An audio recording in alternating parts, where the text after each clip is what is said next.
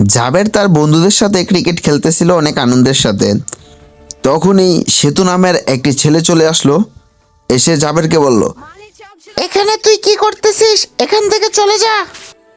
পরে জাবের কান্না করতে করতে বাড়িতে চলে যায়। বাড়িতে যাওয়ার পথে সে একটি গাছের নিচে বসে বসে ভাবতে থাকে, আমার সাথে এই সেতু প্রতিদিন এরকম করে, কি করলে আমি তাকে শিক্ষা দিতে পারবো সেটা নিয়েই ভাবতে হবে আমাকে। আমাকে আরো সাহসী হয়ে উঠতে হবে। তারপরে ভাবতে ভাবতে তার মাথায় একটি আইডিয়া চলে আসে।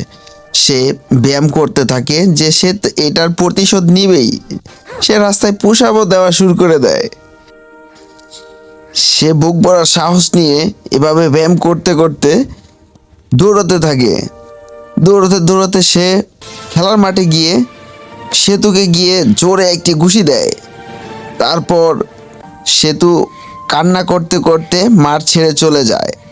মাঠ ছেড়ে চলে যাওয়ার সময় সবাই তাকিয়ে দেখতে থাকে। সেতু যখন চলে যায় সবাই আনন্দে হাসতে থাকে।